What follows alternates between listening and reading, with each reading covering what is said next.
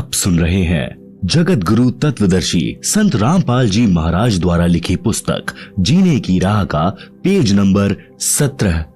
गीता अध्याय 4 श्लोक 34 में स्पष्ट किया है कि उस तत्व ज्ञान को तत्वदर्शी संत जानते हैं। उनको दंडवत प्रणाम करने से, नम्रता पूर्वक प्रश्न करने से वे तत्व ज्ञान को जानने वाले ज्ञानी महात्मा तुझे तत्व ज्ञान का उपदेश करेंगे। वह तत्व ज्ञान जिसे ऊपर की वाणी में निर्गुण रासा कहा है, नहीं मिलने से सर्व साधक जन्म मरण के चक्र में रह गए। मार्कंडेय ऋषि ब्रह्म साधना कर रहा था। श्रीमद् भगवद गीता अध्याय 8 श्लोक 16 में कहा है कि ब्रह्मलोक में गए साधक भी पुनरावर्ती अर्थात बार बार जन्म मरण के चक्र में ही रहते हैं। पूर्व शब्द की वाणी संख्या 4। असंख्य जन्म तो है मरता होगे, जीवित क्यों ना मरे रे। द्वादश मध्य महल मठ बोरे, बहुर न देह धरे रे। सरलार्थ, हे मानव, तू अनंत बार जन्म और मर चुका है। सत्य साधना कर तथा जीवित मर। जीवित मरने का तात्पर्य है कि भक्त को ज्ञान हो जाता है कि इस संसार की प्रत्येक वस्तु अस्थाई है, यह शरीर भी स्थायी नहीं है। जन्म मृत्यु का बखेड़ा भी भयंकर है। इस संसार में दुख के अतिरिक्त कुछ नहीं है। मानव शरीर प्राप्त करके मोक्ष प्राप्त नहीं किया तो पशु जैसा जीवन जिया। जैसे गीता अध्याय 7 श्लोक 29 में कहा है कि जो साधक केवल जरा अर्थात वृद्धावस्था के कष्ट तथा मरण के दुख से ही मुक्ति के लिए जो साधना रत है, वे तत् ब्रह्म को तथा संपूर्ण अध्यात्म को तथा कर्मों को जानते हैं। इसी प्रकार तत्व ज्ञान होने के पश्चात मानव को अनावश्यक वस्तुओं की इच्छा नहीं होती। तंबाकू, शराब, मांस सेवन नहीं करता। नाच गाना मूर्खों का काम लगता है। जैसा भोजन मिल जाए उसी में संतुष्ट रहता है। आत्म कल्याण कराने के लिए साधक विचार करता है कि यदि मैं सत्संग में नहीं आऊंगा तो गुरुजी के दर्शन नहीं कर पाऊंगा। सत्संग विचार न सुनने से मन फिर से विकार करने लगेगा। वह साधक सर्व कार्य छोड़कर सत्संग सुनने के लिए चल पड़ता है। वह विचार करता है कि हम प्रतिदिन सुनते हैं तथा देखते हैं कि छोटे छोटे बच्चों को छोड़कर पिता संसार से चला जाता है, मर जाता है। बड़े बड़े पूंजीपति दुर्घटना में मर जाते हैं। सर्व संपत्ति जो सारे जीवन में जोड़ी थी उसे छोड़कर चले जाते हैं। दोबारा उस संपत्ति को संभालने नहीं आते। मृत्यु से पहले एक दिन भी कार्य छोड़ने का दिल नहीं करता था, अब परमानेंट कार्य छूट गया। एक कथा। आज भाई को फुर्सत। एक भक्त सत्संग में जाने लगा, दीक्षा ले ली, ज्ञान सुना और भक्ति करने लगा। अपने मित्र से भी सत्संग में चलने तथा भक्ति करने के लिए प्रार्थना की, परंतु दोस्त नहीं माना। कह देता है कि कार्य से फुर्सत यानी खाली समय नहीं है। छोटे छोटे बच्चे हैं, इनका पालन पोषण भी करना है। काम छोड़कर सत्संग में जाने लगा तो सारा धंधा चौपट हो जाएगा। आप सुन रहे हैं जगत गुरु तत्वदर्शी संत रामपाल जी महाराज द्वारा लिखी पुस्तक जीने की राह का पेज नंबर 18। वह सत्संग में जाने वाला भक्त जब भी सत्संग में चलने के लिए अपने मित्र से कहता तो वह यही कहता कि अभी काम से फुर्सत नहीं है। 1 वर्ष पश्चात उस मित्र की मृत्यु हो गई। उसकी अर्थी उठाकर कुल के लोग तथा नगरवासी चले। साथ साथ सैकड़ों नगर मोहल्ले के व्यक्ति भी साथ साथ चले। सब बोल रहे थे कि राम नाम सत्य है, सत्य बोले गत्य है। भक्त कह रहा था कि राम नाम तो सत्य है, परंतु आज भाई को फुर्सत है। नगरवासी कह रहे थे कि सत्य बोले गत्य है। भक्त कह रहा था कि आज भाई को फुर्सत है। अन्य व्यक्ति उस भक्त से कहने लगे कि ऐसे मत बोल, इसके घर वाले बुरा मानेंगे। भक्त ने कहा कि मैं तो ऐसे ही बोलूंगा। मैंने इस मूर्ख से हाथ जोड़कर प्रार्थना की थी कि सत्संग में चल, कुछ भक्ति कर ले। ये कहता था कि अभी फुर्सत अर्थात खाली समय नहीं है, आज इसको परमानेंट फुर्सत है। छोटे छोटे बच्चे भी छोड़ चला, जिनके पालन पोषण का बहाना करके परमात्मा से दूर रहा। भक्ति करता तो खाली हाथ नहीं जाता, कुछ भक्ति धन लेकर जाता। बच्चों का पालन पोषण तो परमात्मा करता है। भक्ति करने से साधक की आयु भी परमात्मा बढ़ा देता है। भक्त जन ऐसा विचार करके भक्ति करते हैं, कार्य त्याग कर सत्संग सुनने जाते हैं। भक्त विचार करते हैं कि परमात्मा न करे हमारी मृत्यु हो जाए, फिर हमारे कार्य कौन करेगा। हम यह मान लेते हैं कि हमारी मृत्यु हो गई, हम 3 दिन के लिए मर गए, यह विचार करके सत्संग में चले, अपने को मृत मान लें और सत्संग में चले जाएं। वैसे तो परमात्मा के भक्तों का कार्य बिगड़ता नहीं, फिर भी हम मान लेते हैं कि हमारी गैर हाजिरी में कुछ कार्य खराब हो गया तो 3 दिन बाद जाकर ठीक कर लेंगे। यदि वास्तव में टिकट कट गई अर्थात मृत्यु हो गई तो परमानेंट कार्य बिगड़ गया, फिर कभी ठीक करने नहीं आ सकते। इस स्थिति को जीवित मरना कहते हैं। वाणी का शेष सरलार्थ। द्वादश मध्य महल मठ बोरे, बहुर न देहि धरे रे। सरलार्थ। श्रीमद् भगवद गीता अध्याय 15 श्लोक 4 में कहा है कि तत्व ज्ञान की प्राप्ति के पश्चात परमेश्वर के उस परम पद की खोज करनी चाहिए जहां जाने के पश्चात साधक लौटकर संसार में कभी नहीं आते, अर्थात उनका पुनर्जन्म नहीं होता, वे फिर देह धारण नहीं करते। सूक्ष्म वेद की यह वाणी यही स्पष्ट कर रही है कि वह परम धाम द्वादश अर्थात 12वें द्वार को पार करके उस परम धाम में जाया जाता है। आज तक सर्व ऋषि महर्षि संत मंडलेश्वर केवल 10 द्वार बताया करते, परंतु परमेश्वर कबीर जी ने अपने स्थान को प्राप्त कराने का सत्य मार्ग सत्य स्थान स्वयं ही बताया है। उन्होंने 12वां द्वार बताया है। इससे भी स्पष्ट हुआ है कि आज तक यानी सन 2012 तक पूर्व के सब ऋषियों संतों पंथों की भक्ति काल ब्रह्म तक की थी, जिस कारण से जन्म मृत्यु का चक्र चलता रहा। वाणी संख्या 5।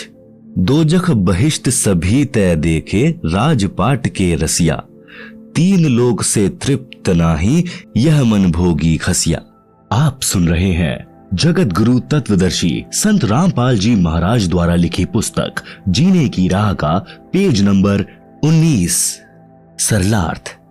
तत्व ज्ञान के अभाव में पूर्ण मोक्ष का मार्ग न मिलने के कारण कभी दोजख अर्थात नरक में गए, कभी बहिष्ट अर्थात स्वर्ग में गए, कभी राजा बनकर आनंद लिया। यदि इस मानव को 3 लोक का राज्य भी दे दे तो भी तृप्ति नहीं होती। उदाहरण, यदि कोई गांव का सरपंच बन जाता है तो वह इच्छा करता है कि विधायक बने तो मौज होवे। विधायक इच्छा करता है कि मंत्री बनूं तो बात कुछ अलग हो जाएगी। मंत्री बनकर इच्छा करता है कि मुख्यमंत्री बनूं तो पूरी चौधर हो, आनंद ही न्यारा होगा, सारे प्रांत पर कमान चलेगी। मुख्यमंत्री बनने के पश्चात प्रबल इच्छा होती है कि प्रधानमंत्री बनूं तो जीवन सार्थक हो, तब तक जीवन लीला समाप्त हो जाएगी। फिर गधा बनकर कुमार के लठ यानी डंडे खा रहा होगा। इसीलिए तत्व ज्ञान में समझाया है कि काल ब्रह्म द्वारा बनाई गई स्वर्ग नरक तथा राजपाट प्राप्ति की भूल भुलैया में सारा जीवन व्यर्थ कर दिया, कहीं संतोष नहीं हुआ। यह मन ऐसा खुसरा यानी हिजड़ा है। एक इब्राहिम सुल्तान अदम नाम का इराक देश के बलख शहर का राजा था। वह पूर्व जन्म का बहुत अच्छा भक्त था, परंतु वर्तमान के ऐश्वर्य में मस्त होकर परमात्मा को भूल चुका था। राज के ठाठ में तथा महलों में आनंद मान बैठा था। एक दिन परमात्मा सत्यलोक से आकर एक यात्री का रूप बनाकर राजा के महल में गए तथा कहा कि हे सराय वाले, एक कमरा किराए पर दे, पैसे बता, रात्रि बितानी है। राजा ने कहा, हे भोले यात्री, आपको यह सराय यानी धर्मशाला दिखाई देती है। मैं राजा हूं और ये मेरा महल है। यात्री रूप में परमात्मा ने पूछा कि आपसे पहले इस महल में कौन रहते थे? राजा ने कहा कि मेरे पिता दादा परदादा रहते थे। यात्री रूप में परमेश्वर ने पूछा कि आप कितने दिन रहोगे इस महल में? राजा ने कहा कि एक दिन मैं भी चला जाऊंगा इन्हें छोड़कर। परमेश्वर बोले कि यह सराय नहीं तो क्या है, यह सराय है। जैसे तेरे बाप दादा गए ऐसे ही तू चला जाएगा, इसीलिए मैंने महलों को धर्मशाला बताया है। राजा को वास्तविकता का ज्ञान हुआ, संसार की इच्छा त्याग कर आत्म कल्याण करवाया। सदा रहने वाला सुख तथा अमर जीवन प्राप्त करने के लिए दीक्षा ली और आजीवन भक्ति की, अपना मानव जीवन सफल किया। वाणी नंबर 6।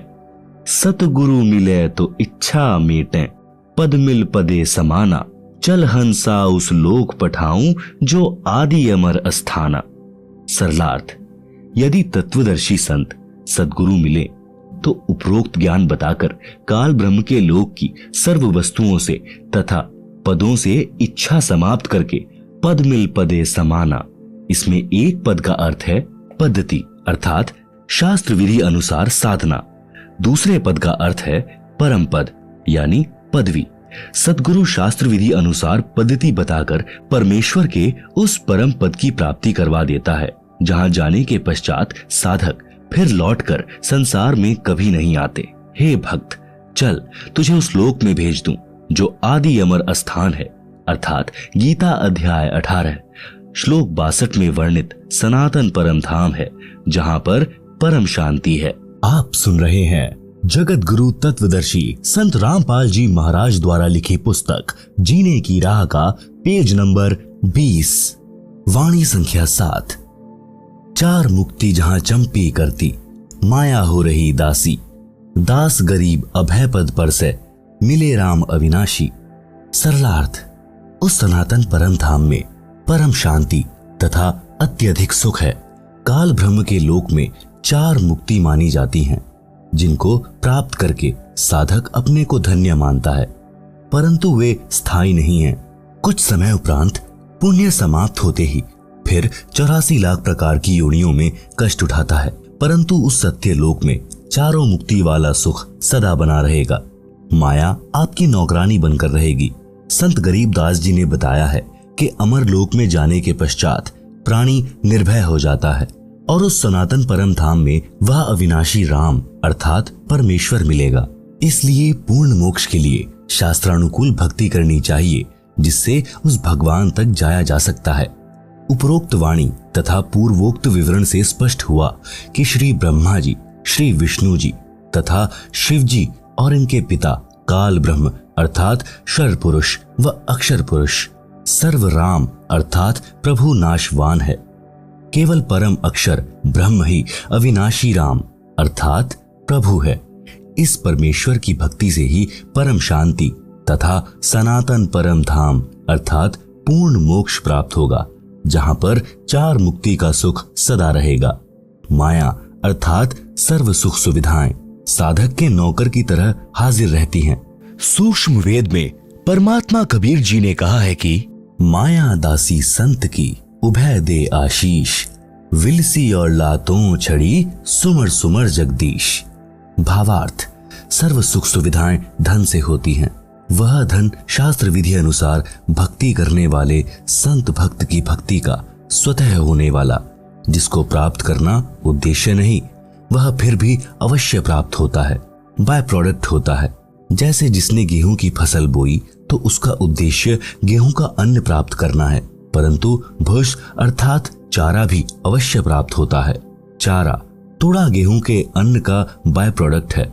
इसी प्रकार सत्य साधना करने वाले को अपने आप धन माया मिलती है, साधक उसको भोगता है, वह चरणों में पड़ी रहती है, अर्थात धन का अभाव नहीं रहता, अपितु आवश्यकता से अधिक प्राप्त रहती है।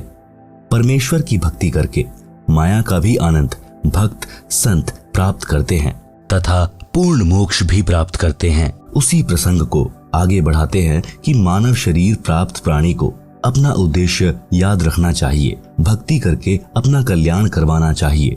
सूक्ष्म वेद में लिखा है कि राग आसावरी शब्द नंबर 71, यह सौदा फिर नाही संतो, यह सौदा फिर नाही, लोहे जैसा ताव जात है, काया देह सराही।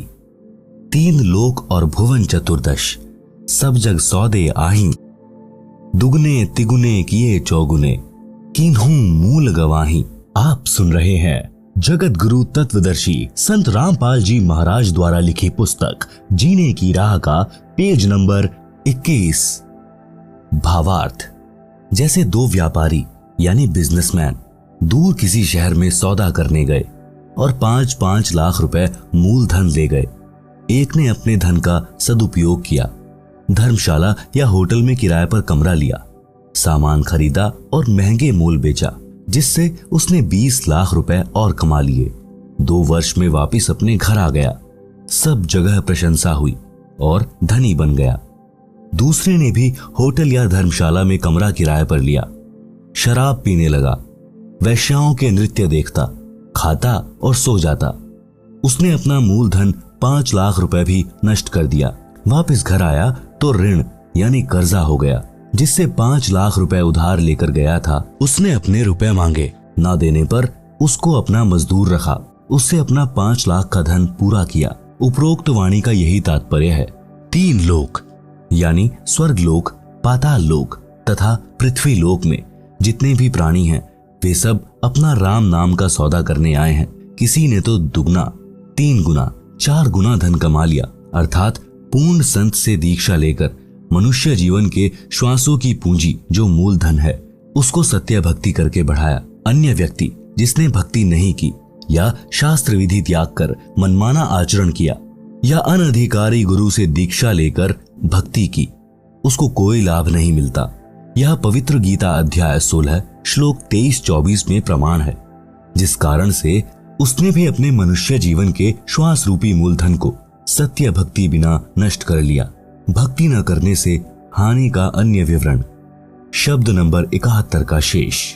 यह दम टूटे पिंडा फूटे, हो लेखा दरगाह माही, उस दरगाह में मार पड़ेगी, जम पकड़ेंगे बाही। नर नारायण देहि पाए कर, फेर 84 जाही, उस दिन की मोह डरनी लागे, लज्जा रह के नाही। जा सतगुरु की मैं बलिहारी, जो जामन मरण मिटाही, कुल परिवार तेरा कुटुंब कबीला, मसलित एक ठहराही। बांध पिंजरी आगे धर लिया, मरघट कूले जाही, अग्नि लगा दिया जब लंबा, फूंक दिया उस ठाही। पुराण उठा फिर पंडित आए, पीछे गरुड़ पढ़ाही। भावार्थ, यह दम अर्थात श्वास जिस दिन समाप्त हो जाएंगे उसी दिन यह शरीर रूपी पिंड छूट जाएगा। फिर परमात्मा के दरबार में पाप पुण्यों का हिसाब होगा। भक्ति न करने वाले या शास्त्र विरुद्ध भक्ति करने वाले को यम के दूत भुजा पकड़कर ले जाएंगे, चाहे कोई किसी देश का राजा भी क्यों ना हो। उसकी पिटाई की जाएगी। संत गरीबदास को परमेश्वर कबीर जी मिले थे, उनकी आत्मा को ऊपर लेकर गए थे, सर्व ब्रह्मांडों को दिखाकर संपूर्ण अध्यात्म ज्ञान समझाकर वापस शरीर में छोड़ा था। संत गरीबदास जी आंखों देखा हाल बयान कर रहे हैं कि हे मानव, आपको नर शरीर मिला है जो नारायण अर्थात परमात्मा के शरीर जैसा अर्थात उसी का स्वरूप है। अन्य प्राणियों को यह सुंदर शरीर नहीं मिला। इसके मिलने के पश्चात प्राणी को आजीवन भगवान की भक्ति करनी चाहिए। ऐसा परमात्मा स्वरूप शरीर प्राप्त करके सत्य भक्ति न करने के कारण फिर 84 लाख वाले चक्र में जा रहा है। धिक्कार है तेरे मानव जीवन को। मुझे तो उस दिन की चिंता बनी है। डर लगता है कि कहीं भक्ति कम बने और उस परमात्मा के दरबार में पता नहीं इज्जत रहेगी या नहीं। मैं तो भक्ति करते करते भी डरता हूँ कि कहीं भक्ति कम न रह जाए। आप तो भक्ति ही नहीं करते, यदि करते हो तो शास्त्र विरुद्ध कर रहे हो। तुम्हारा तो बुरा हाल होगा। और मैं तो राय देता हूँ कि ऐसा सतगुरु चुनो जो जन्म मरण के दीर्घ रोग को मिटा दे, समाप्त कर दे। जो सत्य भक्ति नहीं करते उनका क्या हाल होता है मृत्यु के पश्चात। आसपास के कुल के लोग इकट्ठे हो जाते हैं, फिर सबकी एक ही मसलत अर्थात राय बनती है कि इसको उठाओ। उठाकर शमशान घाट पर ले जाकर फूंक देते हैं। लाठी या जैली की खोद यानी ठोकर मार मार कर छाती तोड़ते हैं। संपूर्ण शरीर को जला देते हैं। जो कुछ भी जेब में होता है उसको निकाल लेते हैं। फिर शास्त्र विधि त्याग कर मनमाना आचरण कराने और करने वाले उस संसार से चले गए। जीव के कल्याण के लिए गुरु गरुड़ पुराण का पाठ करते हैं। आप सुन रहे हैं जगत गुरु तत्वदर्शी संत रामपाल जी महाराज द्वारा लिखी पुस्तक जीने की राह का पेज नंबर 22। तत्व ज्ञान यानी सूक्ष्म वेद में कहा है कि अपना मानव जीवन पूरा करके वह जीव चला गया। परमात्मा के दरबार में उसका हिसाब होगा। वह कर्मानुसार कहीं गधा कुत्ता बनने की पंक्ति में खड़ा होगा। मृत्यु के पश्चात गरुड़ पुराण का पाठ उसके क्या काम आएगा। यह व्यर्थ का शास्त्र विरुद्ध क्रियाक्रम है। उस प्राणी का मनुष्य शरीर रहते उसको भगवान के संविधान का ज्ञान करना चाहिए था, जिससे उसको अच्छे बुरे का ज्ञान होता और वह अपना मानव जीवन सफल करता। प्रेत शिला पर जाए विराजे, फिर पितरों पिंड भराही, बहुर श्राद्ध खान कुआं आया, काग भये कलिमाही।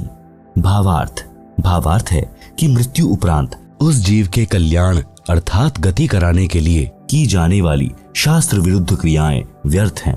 जैसे गरुड़ पुराण का पाठ करवाया, उस मरने वाले की गति अर्थात मोक्ष के लिए, फिर अस्थियां गंगा में प्रवाहित की उसकी गति यानी मोक्ष करवाने के लिए, फिर 13वीं या 17वीं को हवन व भंडारा यानी लंगर किया उसकी गति कराने के लिए। पहले प्रत्येक महीने 1 वर्ष तक महीना क्रिया करते थे उसकी गति कराने के लिए, फिर छठे महीने छमाही क्रिया करते थे उसकी गति कराने के लिए, फिर वर्षी क्रिया करते थे उसकी गति कराने के लिए, फिर उसकी पिंडोदक क्रिया कराते थे उसकी गति कराने के लिए। श्राद्ध निकालते हैं अर्थात श्राद्ध क्रिया कराते हैं। श्राद्ध वाले दिन पुरोहित भोजन स्वयं बनाता है और कहता है कि कुछ भोजन मकान की छत पर रखो, कहीं आपका पिता कौवा यानी कि काग न बन गया हो। जब कौवा भोजन खा जाता तो कहते हैं कि तेरे पिता या माता आदि जो मृत्यु को प्राप्त हो चुका है, जिसके हेतु यह सर्व क्रिया की गई है और यह श्राद्ध किया गया है, वह कौवा बना है, इसका श्राद्ध सफल हो गया। इस उपरोक्त विवरण से स्पष्ट हुआ कि वह व्यक्ति जिसका उपरोक्त क्रियाक्रम किया था वह कौवा बन चुका है। आप सुन रहे हैं जगत गुरु तत्वदर्शी संत रामपाल जी महाराज द्वारा लिखी पुस्तक जीने की राह का पेज नंबर 23। श्राद्ध करने वाले पुरोहित कहते हैं कि श्राद्ध करने से वह जीव 1 वर्ष तक तृप्त हो जाता है, फिर 1 वर्ष में श्राद्ध फिर करना है। विचार करें, जीवित व्यक्ति दिन में 3 बार भोजन करता था, अब 1 दिन भोजन करने से 1 वर्ष तक कैसे तृप्त हो सकता है? यदि प्रतिदिन छत पर भोजन रखा जाए तो वह कौवा प्रतिदिन ही भोजन खाएगा। दूसरी बात, मृत्यु के पश्चात की गई सर्व क्रियाएं गति यानी मोक्ष कराने के उद्देश्य से की गई थी। उन ज्ञानहीन गुरुओं ने अंत में कौवा बनवा कर छोड़ा। वह प्रेतशिला पर प्रेत योनि भोग रहा है। पीछे से गुरु और कौवा मौज से भोजन कर रहा है। पिंड भराने का लाभ बताया है कि प्रेत योनि छूट जाती है। मान ले प्रेत योनि छूट गई, फिर वह गधा या बैल बन गया तो क्या गति कराई? नर से फिर पशुआ कीजिए, गधा बैल बनाई, 56 भोग कहाँ मन बोरे, कहीं कुरडी चरने जाई। भावार्थ, मनुष्य जीवन में हम कितने अच्छे अर्थात 56 प्रकार के भोजन खाते हैं। भक्ति न करने से या शास्त्र विरुद्ध साधना करने से गधा बनेगा, फिर ये 56 प्रकार के भोजन कहाँ प्राप्त होंगे? कहीं कुरडियों यानी रूढ़ी पर पेट भरने के लिए घास खाने जाएगा। इसी प्रकार बैल आदि आदि पशुओं की योनियों में कष्ट पर कष्ट उठाएगा। जय सतगुरु की संगत करते सकल कर्म कट जाएं, अमरपुरी पर आसन होते जहां धूप ना छाई। भावार्थ, संत गरीबदास ने परमेश्वर कबीर जी से प्राप्त सूक्ष्म वेद में आगे कहा है कि यदि सतगुरु यानी तत्वदर्शी संत की शरण में जाकर दीक्षा लेते तो उपरोक्त सर्व कर्मों के कष्ट कट जाते, अर्थात न प्रेत बनते, न गधा, न बैल बनते, अमरपुरी पर आसन होता, अर्थात गीता अध्याय 18 श्लोक 62 तथा अध्याय 15 श्लोक 4 में वर्णित सनातन परम धाम प्राप्त होता, परम शांति प्राप्त हो जाती, फिर कभी लौटकर संसार में नहीं आते, अर्थात जन्म मरण का कष्टदायक चक्र सदा के लिए समाप्त हो जाता। उस अमर लोक यानी सत्य लोक में धूप छाया नहीं है, अर्थात जैसे धूप दुखदायी हुई तो छाया की आवश्यकता पड़ी, उस सत्य लोक में केवल सुख है, दुख नहीं है। सुरत निरत मन पवन पयाना, शब्द शब्द समाई, गरीब दास गलतान महल में मिले कबीर गोसाई। भावार्थ, संत गरीब दास जी ने कहा है कि मुझे कबीर परमेश्वर मिले हैं। आप सुन रहे हैं जगत गुरु तत्वदर्शी संत रामपाल जी महाराज द्वारा लिखी पुस्तक जीने की राह का पेज नंबर 24। मुझे सुरत निरत मन तथा श्वास पर ध्यान रखकर नाम का स्मरण करने की विधि बताई, जिस साधना से सतलोक में हो रही शब्द धुनी को पकड़कर सतलोक में चला गया, जिस कारण से सत्यलोक यानी शाश्वत स्थान में अपने महल में आनंद से रहता हूँ। क्योंकि सत्य साधना जो परमेश्वर कबीर जी ने संत गरीबदास को जो बताई थी और उस स्थान यानी सत्यलोक को गरीबदास जी परमेश्वर के साथ जाकर देख कर आए थे, जिस कारण से विश्वास के साथ कहा कि मैं जो शास्त्रानुकूल साधना कर रहा हूँ यह परमात्मा ने बताई है। जिस शब्द अर्थात नाम का जाप करने से मैं अवश्य पूर्ण मोक्ष प्राप्त करूंगा, इसमें कोई संशय नहीं रहा, जिस कारण से मैं यानी गरीबदास सत्यलोक में बने अपने महल यानी विशाल घर में जाऊंगा, जिस कारण से निश्चिंत तथा गलतान यानी महल प्राप्ति की खुशी में मस्त हूँ, क्योंकि मुझे पूर्ण गुरु स्वयं परमात्मा कबीर जी अपने लोक से आकर मिले हैं। गरीबदास जी कहते हैं, अजब नगर में ले गए हमको सतगुरु आन, झिलके बिंब अगाध गति सूते चादर तान। भावार्थ, गरीबदास जी ने बताया है कि सतगुरु अर्थात स्वयं परमेश्वर कबीर जी अपने निज धाम सत्यलोक से आकर मुझे साथ लेकर अजब यानी अद्भुत नगर में अर्थात सत्यलोक में बने शहर में ले गए। उस स्थान को आंखों देखकर मैं परमात्मा के बताए भक्ति मार्ग पर चल रहा हूँ, सत्य नाम सार नाम की साधना कर रहा हूँ, इसलिए चादर तान कर सो रहा हूँ, अर्थात मेरे मोक्ष में कोई संदेह नहीं है। चादर तान कर सोना, निश्चिंत होकर रहना, जिसका कोई कार्य शेष न हो और कोई चादर ओढ़ कर सो रहा हो, तो गांव में कहते हैं कि अच्छा चादर तान कर सो रहा है, क्या कोई कार्य नहीं है। इसी प्रकार गरीबदास जी ने कहा है कि अब बड़े बड़े महल बनाना व्यर्थ लग रहा है, अब तो उस सत्यलोक में जाएंगे जहां बने बनाए विशाल भवन हैं, जिनको हम छोड़कर गलती करके यहाँ काल के मृत्यु लोक में आ गए हैं। अब दांव लगा है, सत्य भक्ति मिली है तथा तत्व ज्ञान मिला है। सज्जनों, वह सत्य भक्ति वर्तमान में मेरे रामपाल दास जी के पास है, जिससे इस दुखों के घर संसार से पार होकर वह परम शांति तथा शाश्वत स्थान यानी सनातन परम धाम प्राप्त हो जाता है, जिसके विषय में गीता अध्याय 18 श्लोक 62 में कहा है तथा गीता अध्याय 15 श्लोक 4 में कहा है कि तत्वदर्शी संत से तत्व ज्ञान प्राप्त करके उस तत्व ज्ञान से अज्ञान का नाश करके उसके पश्चात परमेश्वर के उस परम पद की खोज करनी चाहिए, जहां जाने के पश्चात साधक फिर लौटकर संसार में कभी नहीं आता। भक्ति न करने से बहुत दुख होगा। सूक्ष्म वेद में कहा है, यह संसार समझदा नाही, कहंदा शाम दोपहरे नु, गरीब दास ये वक्त जात है, रोवोगे इस पहरे नु। आप सुन रहे हैं जगत गुरु तत्वदर्शी संत रामपाल जी महाराज द्वारा लिखी पुस्तक जीने की राह का पेज नंबर 25। भावार्थ, आध्यात्मिक ज्ञान के अभाव में परमात्मा के विधान से अपरिचित होने के कारण यह प्राणी इस दुखों के घर संसार में महान कष्ट झेल रहा है और इसी को सुख स्थान मान रहा है। जैसे एक व्यक्ति जून के महीने में दिन के 12 या 1 बजे हरियाणा प्रांत में शराब पीकर चिलचिलाती धूप में गिरा पड़ा है, पसीनों से बुरा हाल है, रेत शरीर से लिपटा है। एक व्यक्ति ने कहा, हे भाई उठ, तुझे वृक्ष के नीचे बैठा दूं, तू यहाँ पर गर्मी में जल रहा है। शराबी बोला कि मैं बिल्कुल ठीक हूं, मौज हो रही है, कोई कष्ट नहीं है। एक व्यक्ति किसी कारण कोर्ट में गया, वहां उसका रिश्तेदार मिला, एक दूसरे से कुशल मंगल पूछी, दोनों ने कहा सब ठीक है, मौज है। एक व्यक्ति का एक लौता पुत्र बहुत रोगी था, उसको पीजीआई में भर्ती करा रखा था। लड़के की बचने की आशा बहुत कम थी।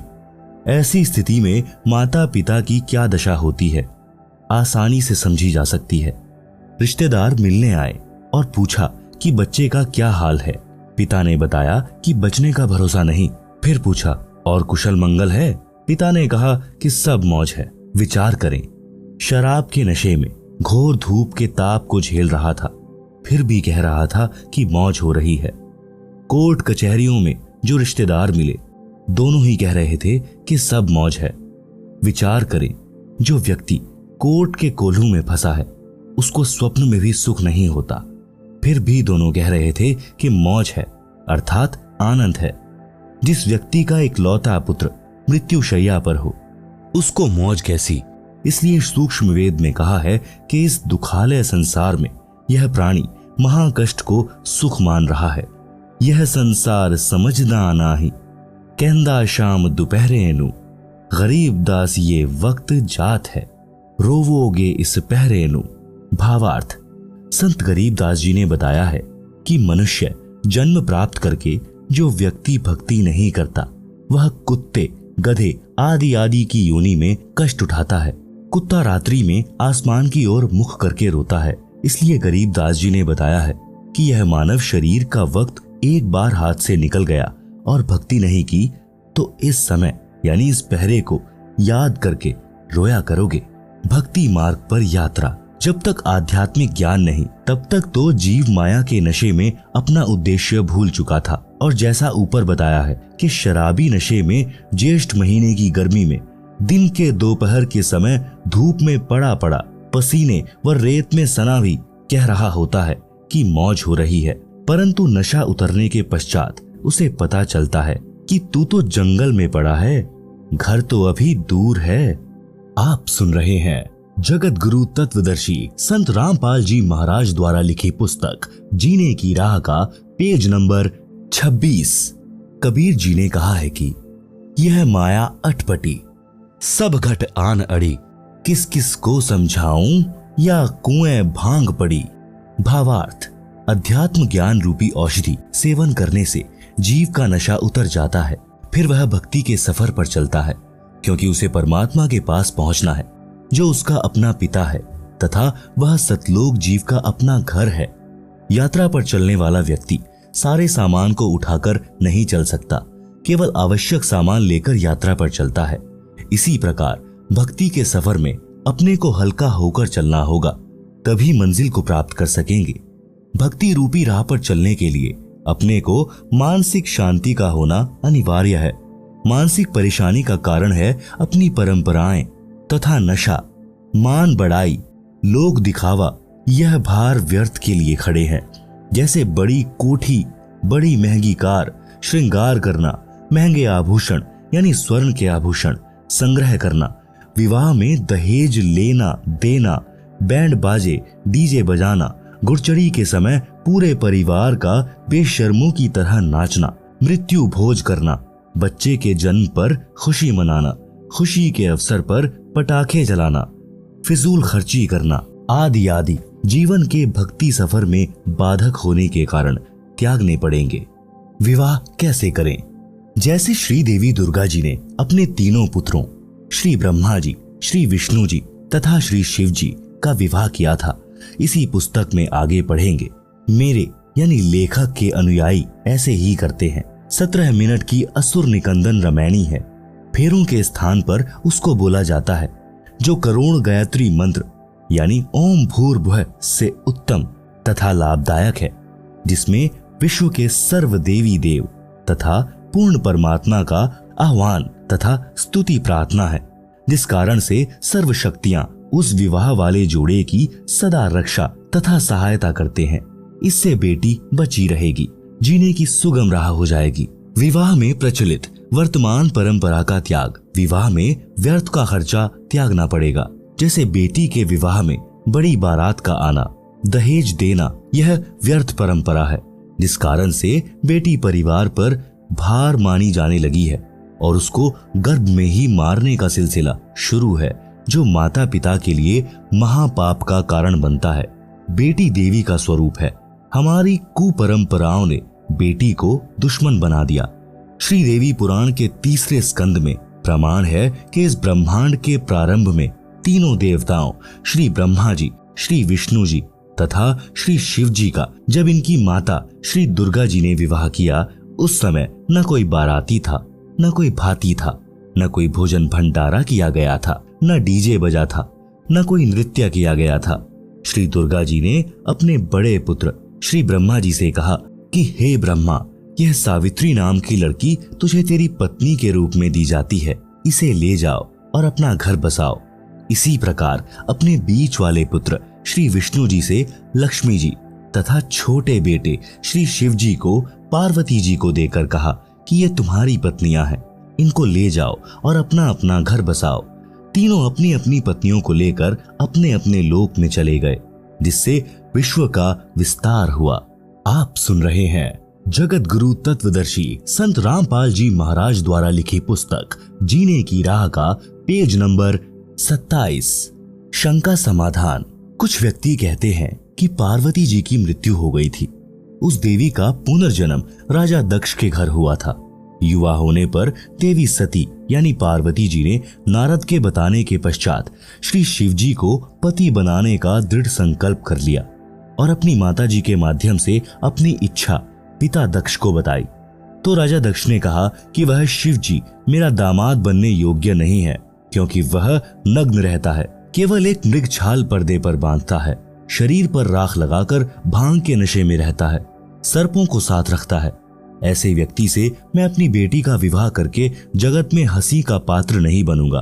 परंतु देवी पार्वती भी जिद की पक्की थी। उसने अपनी इच्छा श्री शिवजी के पास भिजवा दी और कहा कि मैं आपसे विवाह करना चाहती हूँ।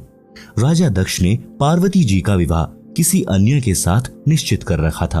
उसी दिन श्री शिव जी अपने साथ हजारों की संख्या में भूत प्रेत, भैरव तथा अपने गणों को लेकर विवाह मंडप पर पहुंच गए। राजा दक्ष के सैनिकों ने विरोध किया। शिव की सेना और दक्ष की सेना में युद्ध हुआ। पार्वती ने शिव जी को वरमाला पहना दी। पार्वती को बलपूर्वक लेकर श्री शिव जी कैलाश पर्वत पर अपने घर ले गए। कुछ व्यक्ति कहते हैं कि देखो, श्री शिव जी भी भव्य बारात लेकर पार्वती से विवाह करने आए थे, इसलिए बारात की परंपरा पुरातन है, इसलिए बारात बिना विवाह की शोभा नहीं होती। इसका उत्तर यह है कि यह विवाह नहीं था, यह तो प्रेम प्रसंग था। श्री शिवजी बारात नहीं सेना लाए थे। पार्वती को बलपूर्वक उठाकर ले जाने के लिए। विवाह की पुरातन परंपरा श्रीदेवी महापुराण के 3 स्कंद में है, जो ऊपर बता दी है। बेटियों तथा बेटों को चाहिए कि अपने माता पिताजी की इच्छा अनुसार विवाह करें। प्रेम विवाह महाक्लेश का कारण बन जाता है। जैसे भगवान शिव जी और पार्वती जी का किसी बात पर मनमुटाव हो गया। शिवजी ने पार्वती जी से पत्नी व्यवहार बंद कर दिया तथा बोलचाल भी बंद कर दी। पार्वती ने सोचा कि अब यह घर मेरे लिए नरक हो गया है, इसलिए कुछ दिन अपनी माँ के पास चली जाती हूँ। पार्वती जी अपने पिता दक्ष के घर मायके में चली गई। उस दिन राजा दक्ष ने एक हवन यज्ञ का आयोजन किया हुआ था। राजा दक्ष ने अपनी बेटी का सत्कार नहीं किया तथा कहा कि आज क्या लेने आई हो, देख लिया उसका प्रेम, चली जा घर से। पार्वती जी ने अपनी माता से श्री शिवजी के नाराज होने की कथा बता दी थी। माता ने अपने पति दक्ष को सब बताया था।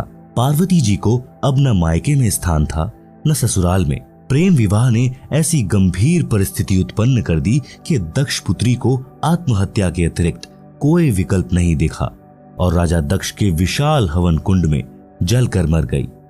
धार्मिक अनुष्ठान का नाश किया, अपना अनमोल मानव जीवन खोया, पिता का नाश कराया, क्योंकि जब श्री शिवजी को पता चला तो वे अपनी सेना लेकर पहुंचे और अपने ससुर दक्ष जी की गर्दन काट दी। बाद में बकरे की गर्दन लगाकर जीवित किया। उस प्रेम विवाह ने कैसा घमासान मचाया। शिव सेना को बारात बताकर कुप्रथा को जन्म दिया गया है और यह प्रसंग प्रेम विवाह रूपी कुप्रथा का जनक है, जो समाज के नाश का कारण है। विवाह जो सुप्रथा से हुआ वह आज तक सुखी जीवन जी रहे हैं, जैसे श्री ब्रह्मा जी तथा श्री विष्णु जी। आप सुन रहे हैं जगत गुरु तत्वदर्शी संत रामपाल जी महाराज द्वारा लिखी पुस्तक जीने की राह का पेज नंबर 28। विवाह करने का उद्देश्य। विवाह का उद्देश्य केवल संतानोत्पत्ति करना है। फिर पति पत्नी मिलकर परिश्रम करके बच्चों का पालन करते हैं, उनका विवाह कर देते हैं, फिर वे अपना घर बसाते हैं। इसके अतिरिक्त प्रेम विवाह समाज में अशांति का बीज बोना है, समाज बिगाड़ की चिंगारी है। प्रेम प्रसंग कैसा होता है? उत्तर, जो चरित्रहीन लड़के लड़की होते हैं वे चलते समय अजीबोगरीब एक्टिंग करते हैं। उन लजमारों की दृष्टि भी टेढ़ी मेढ़ी चलती है। कभी बनावटी मुस्कुराना, मुड़ मुड़ कर आगे पीछे देखना, चटक मटक कर चलना उन पाप आत्माओं का शौक होता है, जो अंत में प्रेम विवाह का रूप बन जाता है। बाद में उनको पता चलता है कि दोनों के अन्य भी प्रेमी प्रेमिकाएं थी। फिर उनकी दशा भगवान शिव जी पार्वती वाली होती है। न घर के रहते हैं न घाट के। विवाह करने का उद्देश्य ऊपर बता दिया है।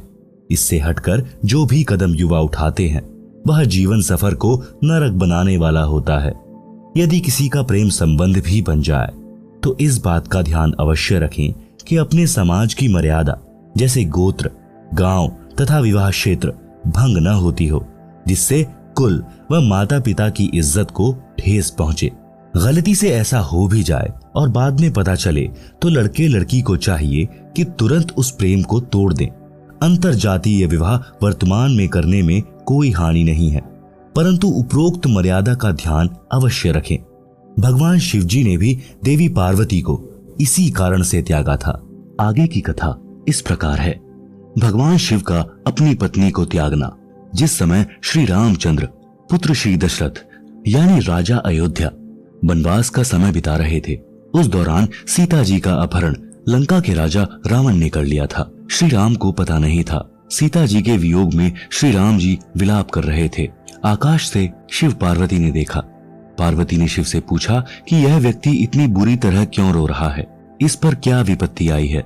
आप सुन रहे हैं जगत गुरु तत्वदर्शी संत रामपाल जी महाराज द्वारा लिखी पुस्तक जीने की राह का पेज नंबर 29। श्री शिवजी ने बताया कि यह साधारण व्यक्ति नहीं है, यह श्री विष्णु जी हैं, जो राजा दशरथ के घर जन्मे हैं, अब वनवास का समय बिता रहे हैं। इनकी पत्नी सीता भी इनके साथ आई थी, उनका किसी ने अपहरण कर लिया है, इसलिए दुखी हैं।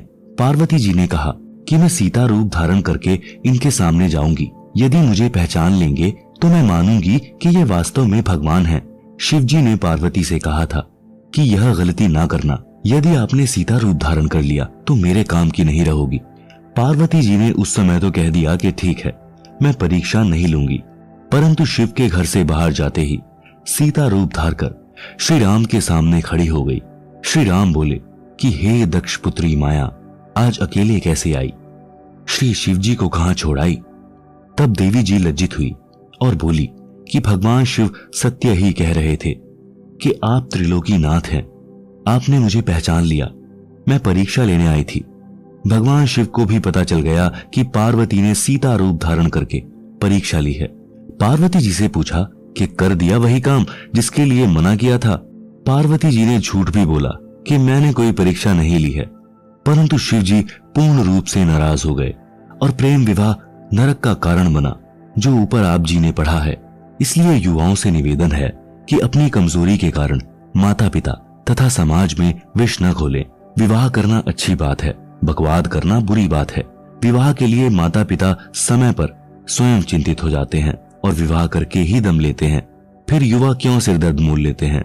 जब तक विवाह नहीं होता चाव चढ़ा रहता है, विवाह के पश्चात बच्चे हो जाते हैं। 7 साल के पश्चात महसूस होने लगता है कि या के बनी। जैसे हरियाणवी कवि यानी स्वांगी जाट मेहर सिंह जी ने कहा है कि विवाह करके देख लियो, जिसने देखी जेल नहीं है। जैसे जेल में 4 दीवारी के अंदर रहना मजबूरी होती है, इसी प्रकार विवाह के पश्चात माता पिता के लिए, अपने परिवार के पोषण के लिए, गृहस्थी जीवन जीने के लिए सामाजिक मर्यादा रूपी 4 दीवारी के अंदर रहना अनिवार्य हो जाता है।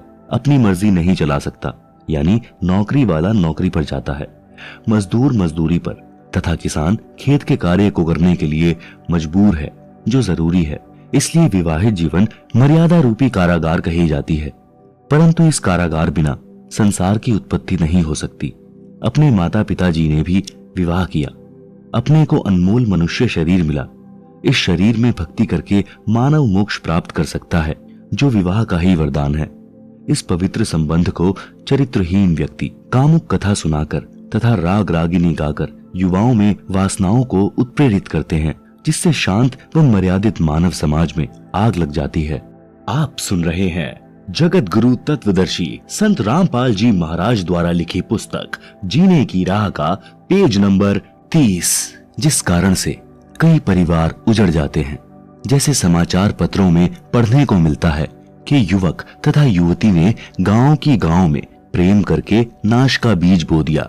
लड़की वालों ने अपनी लड़की को बहुत समझाया, परंतु गंदी फिल्मों से प्रेरित लड़की ने एक नहीं मानी। परिवार वालों ने लड़की की हत्या कर दी, जिस कारण से लड़की का भाई, पिता, माता तथा भाभी भी जेल गए। आजीवन कारागार हो गई। उन दोनों ने प्रेम प्रसंग रूपी अग्नि से परिवार जला दिया, बसे बसाए घर का नाश कर दिया। अन्य बहुत से उदाहरण हैं जिनमें ऑनर किलिंग का मुकदमा बनने से फांसी तक सजा का प्रावधान है। हे युवा बच्चों, विचार करो, माता पिता आपसे क्या क्या उम्मीद लिए जीते हैं, आपको पढ़ाते हैं, पालते हैं। आप सामाजिक मर्यादा को भूलकर छोटी सी भूल के कारण महान गलती करके जीवन नष्ट कर जाते हो। इसलिए बच्चों को सत्संग सुनना अनिवार्य है। सामाजिक ऊंच नीच का पाठ पढ़ाना आवश्यक है, जिसका लगभग अभाव हो चुका है। एक प्रश्न, बारात का प्रचलन कैसे हुआ? उत्तर, राजा लोगों से प्रारंभ हुआ। वे लड़के के विवाह में सेना लेकर जाते थे। रास्ते में राजा की सुरक्षा के लिए सेना जाती थी, जिसका सब खर्च लड़की वाला राजा वहन करता था। सेठ साहूकार दहेज में अधिक आभूषण तथा धन देते थे। वे गांव के अन्य गरीब वर्ग के व्यक्तियों को दिहाड़ी पर ले जाते थे, जो सुरक्षा के लिए होते थे। उनको पहले दिन लड़के वाला अपने घर पर मिठाई खिलाता था। लड़की वाले से प्रत्येक रक्षक को एक चांदी का रुपया तथा एक पीतल का गिलास दिलाया जाता था। जो गरीब वर्ग अपनी गाड़ी तथा बैल ले जाते थे, उनको कुछ अधिक राशि का प्रलोभन दिया जाता था। पहले जंगल अधिक होते थे, यातायात के साधन नहीं थे। इस प्रकार यह एक परंपरा बन गई। उस समय अकाल गिरते थे, लोग निर्धन होते थे। कोई धनी अकेला मिल जाता था तो उसको लूटना आम बात थी। इस कारण से बारात रूपी सेना का प्रचलन हुआ। फिर यह एक लोक दिखावा परंपरा बन गई, जिसकी अब बिल्कुल आवश्यकता नहीं है। एक और प्रश्न, भात तथा न्योंदा न्योंदार कैसे चला? उत्तर, उसका मूल भी बारात का आना, दहेज का देना, बारात ले जाने के लिए लड़के वाले द्वारा मिठाई खिलाना, लड़की वाले के लिए भी उस बारात के लिए मिठाई तथा रुपया गिलास देना आदि के कारण भात तथा न्योता यानी न्योंदा प्रथा प्रारंभ हुई।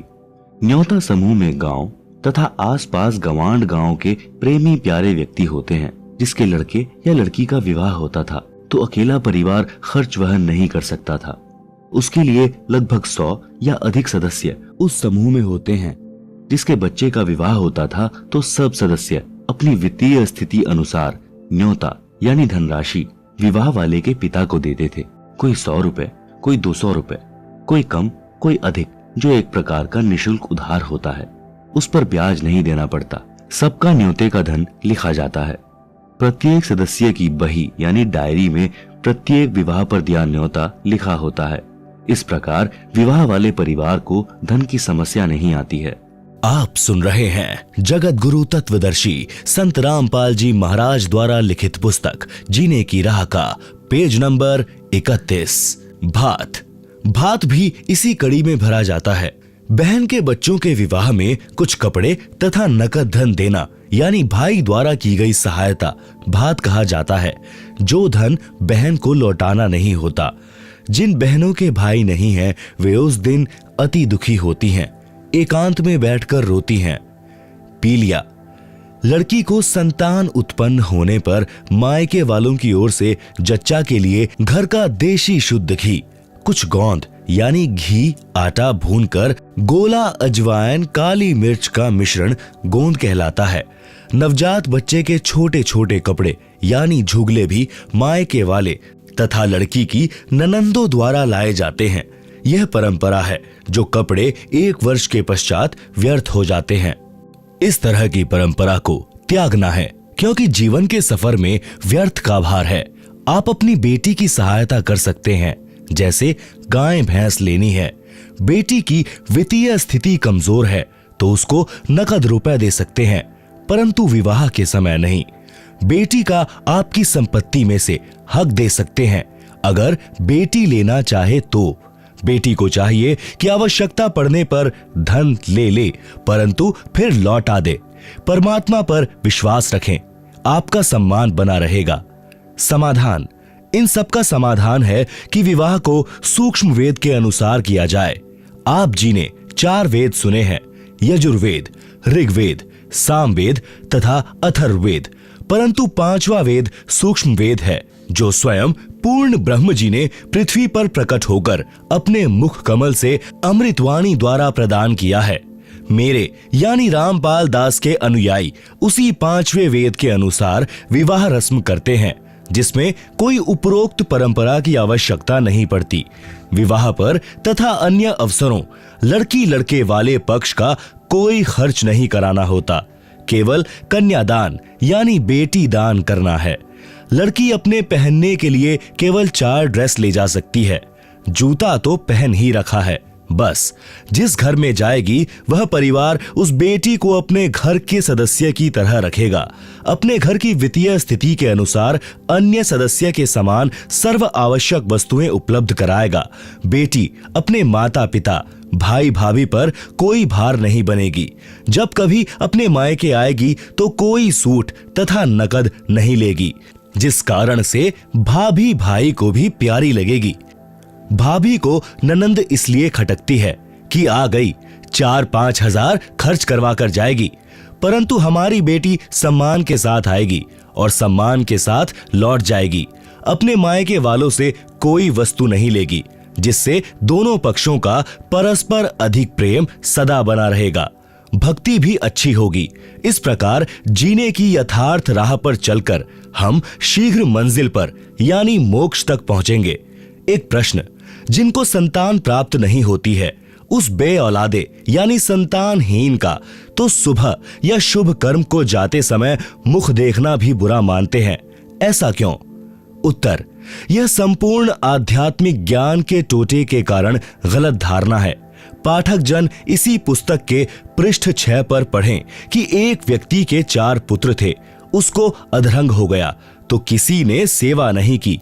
क्या उस आदमी के दर्शन इसलिए अच्छे हैं कि उसके संतान है? उसकी दुर्गति को कौन देखना अच्छा समझेगा?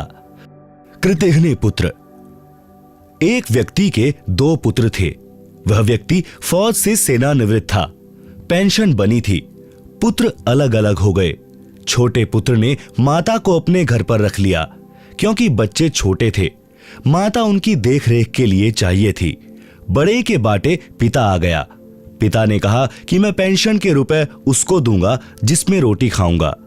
छोटा बेटा कहता था कि आधी आधी पेंशन बांट दिया कर। पिता ने मना कर दिया तो एक दिन पिता के सिर में लाठी मारी। पिता तुरंत मर गया। लड़के को आजीवन कारावास की सजा हो गई। व्यक्ति को पुत्र प्राप्त होने के कारण उसके दर्शन शुभ माने जाते थे, जिसके साथ अशुभ हो गया।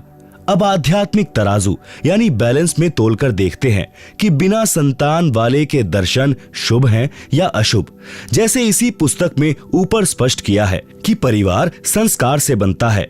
कोई कर्ज उतारने के लिए पिता पुत्र, पत्नी, माता पिता, बहन भाई आदि के रूप में जन्म लेकर परिवार रूप में ठाठ से रहते दिखाई देते हैं, परंतु कई युवा अवस्था में मर जाते हैं, कई विवाह होते ही मर जाते हैं। ये सब अपना ऋण पूरा होते ही अविलंब शरीर त्याग जाते हैं। जिनको संतान नहीं हुई है उनका कोई लेन देन शेष नहीं है। वे यदि पूर्ण गुरु से दीक्षा लेकर भक्ति करें तो उन जैसा सौभाग्यवान कोई नहीं है। न किसी के जन्म की खुशी, न मृत्यु का दुख। उन बिना औलाद वालों का दर्शन तो अति शुभ है। यदि भक्ति नहीं करते तो चाहे औलाद यानी संतान वाले हों, चाहे बे औलादे यानी बिना संतान वाले, दोनों ही अपना जीवन नष्ट कर जाते हैं। यदि भक्ति करते हैं तो दोनों के दर्शन शुभ हैं। बे औलादों सावधान। जिन पुण्यात्माओं को संतान नहीं होती तो आध्यात्मिक ज्ञान के अभाव से उनकी तड़फ संतान प्राप्ति की बनी रहती है। उसके लिए हर संभव प्रयत्न करते हैं, फिर भी कोई लेन देन वाला यानी संतान नहीं मिलता है तो आजीवन संतान प्राप्ति न होने के दुख को झेलते हैं। विशेषकर स्त्री की संतान उत्पन्न करने की इच्छा प्रबल होती है। वह अपने को बांझ कहलवाना नहीं चाहती। भले ही जांच करके डॉक्टर बता देते हैं कि आप में बांझ के कोई लक्षण नहीं है, विधाता की लीला है, परंतु तत्व ज्ञानहीन स्त्री इसी तड़फ में मर जाती है। भक्ति न करने के कारण उसका अगला जन्म कुतिया का होता है। फिर जम के दूत उसे कहते हैं कि बहन जी, अब संतान पैदा करके सारी कसर निकाल ले। एक ब्यात में 8 जामेगी यानी जन्म देगी। फिर अगला जन्म तेरा सूरी का होगा। एक बार में 12 संतान को जन्म देगी और 7-8 ब्यात करेगी। संतान की सारी भूख मिटा लिए। हे पुण्यात्मा, पाठक भाई बहनों, अध्यात्म ज्ञान को समझो, मानव जीवन को सफल बनाओ, जीने की राह संवारो। यानी निर्बाध बनाओ, यानी पूर्ण गुरु से दीक्षा लेकर भक्ति करके कल्याण करवाओ। विवाह में ज्ञानहीन नाचते हैं। एक दिन समाचार पत्र में पढ़ा कि रोहतक का लड़का भिवानी विवाह के लिए कार में जा रहा था। उसके साथ दोनों बहनों के पति भी उसी कार में सवार थे। पहले दिन सब परिवार वाले, बहनें, माता पिता, भाई बटेऊ, चाचा ताऊ डीजे बजाकर नाच रहे थे। उधमस उतार रखा था। कलानौर के पास दूल्हे वाली गाड़ी बड़े ट्राले से टकराई। सर्व कार के यात्री मारे गए। दूल्हा मरा, दोनों बहनें विधवा हुई। एक ही पुत्र था, सर्वनाश हो गया। अब नाच लो डीजे बजाकर। परमात्मा की भक्ति करने से ऐसे संकट टल जाते हैं। इसलिए मेरे रामपाल दास के अनुयायियों को सख्त आदेश है कि परमात्मा से डरकर कार्य करो, सामान्य विधि से विवाह करो। इस गंदे लोक यानी काल के लोक में एक पल का विश्वास नहीं कि कब बिजली गिर जाए। एक कथा, संतों की शिक्षा। एक गांव का व्यक्ति पहली बार श्री नानक देव जी के पास गया। उसने देखा कि संत जी मायूस अवस्था में एकांत में बैठे थे, स्मरण कर रहे थे। उस आदमी ने सतनाम वाहेगुरु बोला। श्री नानक जी ने भी उत्तर दिया, भोजन करवाया, ज्ञान विचार सुनाए। वह व्यक्ति चला गया। एक दिन फिर वही व्यक्ति आया और बोला, महाराज जी आप कभी खुश दिखाई नहीं देते, क्या कारण है? संत नानक जी ने कहा कि न जाने काल की कर डारे, किस विधि ढल जा पासावे, जिन्हाते सिरते मौत खुड़कदी, उन्हानु केहड़ा हांसावे। भावार्थ, संत नानक जी ने कहा कि हे भाई, इस मृत्यु लोक में सब नाशवान है, पता नहीं किसकी जाने की बारी कब आ जाए। इसलिए जिनके सिर पर मौत गरज रही हो, उस व्यक्ति का नाचना गाना, हंसी मजाक कैसे अच्छा लगेगा? मूर्ख या नशे वाला व्यक्ति इस गंदे लोक में खुशी मनाता है। जैसे एक व्यक्ति की पत्नी को विवाह के 10 वर्ष पश्चात पुत्र हुआ, उसके उत्पन्न होने की खुशी में लड्डू बनाए, बैंड बाजे बजाए, उधमस उतार दिया। अगले वर्ष जन्मदिन को ही मृत्यु हो गई। कहां तो जन्मदिन की खुशी की तैयारी थी, कहां रोआ पीटी शुरू हो गई। घर नरक बन गया। अब मना लो खुशी। वह व्यक्ति सच्चाई सुनकर कांप गया और बोला कि हे प्रभु, आपकी बातें सत्य हैं, परंतु क्या आप कभी खुशी नहीं मनाते? आप सुन रहे हैं जगत गुरु तत्वदर्शी संत रामपाल जी महाराज द्वारा लिखी पुस्तक जीने की राह का पेज नंबर 34। श्री नानक जी ने उत्तर दिया कि खुशी मनाता हूं। साधु मिले साढ़े शादी हुंदी, बिछुड़दा दिलगीरी वे, अखदे नानक सुनो जिहाना, मुश्किल हाल फकीरी वे। भावार्थ, जब मेरे शिष्य सत्संग सुनने आते हैं तो साध संगत को देखकर मेरे को खुशी होती है कि सब भक्ति पर लगे हैं, कोई विचलित नहीं हुआ है। जब ये सत्संग के पश्चात जाते हैं तो मायूसी छा जाती है कि कहीं कोई सिर फिरा इनको भ्रमित करके परमात्मा से दूर न कर दे। श्री नानक जी ने कहा कि ज्ञानहीन संतों ने फकीरी यानी भक्ति को कठिन बना दिया है। वे पूर्ण मोक्ष मार्ग जानते नहीं, भ्रमित करने को गुरु बने हैं, जो मीठी मीठी बातें बनाकर मेरे भक्तों को काल के जाल में ले जाते हैं। इसलिए जब तक वे पुनः सत्संग में सब नहीं आते तो मुझे चिंता बनी रहती है। सब आ जाते हैं तो खुशी होती है, परंतु हम नाचते गाते नहीं, दिल में महसूस करते हैं, मौत को कभी नहीं भूलते।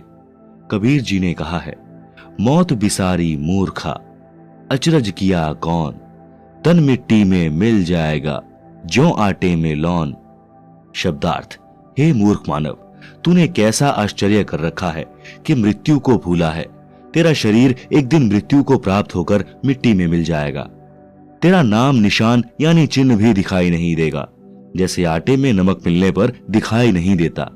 भावार्थ है कि मृत्यु का दिन भूलकर ही मनुष्य यानी स्त्री पुरुष स्वार्थवश गलतियां करता है और संसार में बेफिक्र रहता है।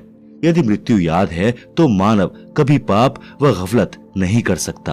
अन्य उदाहरण, एक सेठ एक दिन एक संत के आश्रम में गया। संत की कृपा से उसको अच्छा लाभ हो गया। वह सेठ सेब, संतरों, केलों का बड़ा थैला भर कर गया। संत जी ने एक टोकरे में डाल दिए जिसमें फल प्रसाद रखते थे। सेठ 2 दिन बाद गया तो टोकरा फलों से भरा था। कुछ प्रसाद संत ने भक्तों को बांट दिया। कुछ भक्त फल प्रसाद लाए, वह टोकरे में डाल दिया। सेठ ने संत से कहा कि महाराज, आप फल क्यों नहीं खाते? संत जी बोले कि मेरे को मौत दिखाई देती है, इसलिए खाया नहीं जाता। सेठ ने पूछा, महाराज कब जा रहे हो संसार से? संत जी बोले, आज से 40 वर्ष पश्चात मेरी मृत्यु होगी। सेठ बोले, हे महाराज, यूं तो सबने मरना है, फिर क्यों डरना? यह भी कोई बात हुई? इस तरह तो आम आदमी भी नहीं डरता। आप क्या बात कर रहे हो? सेठ जी दूसरे तीसरे दिन आए और इसी तरह की बात करें। उस नगरी का राजा भी उस संत जी का भक्त था। संत जी ने राजा से कहा कि आपकी नगरी में किरोड़ी मल सेठ है, चंदन की लकड़ी की दुकान है, उसको फांसी की सजा सुना दो और 1 महीने बाद चांदवी 14 को फांसी का दिन रख दो। जेल में सेठ की कोठरी यानी कक्ष में फलों की टोकरी भरी रहे तथा दूध का लोटा 1 सेर यानी 1 किलोग्राम का भरा रहे। खाने को खीर, हलवा, पूरी, रोटी तथा सब्जी देना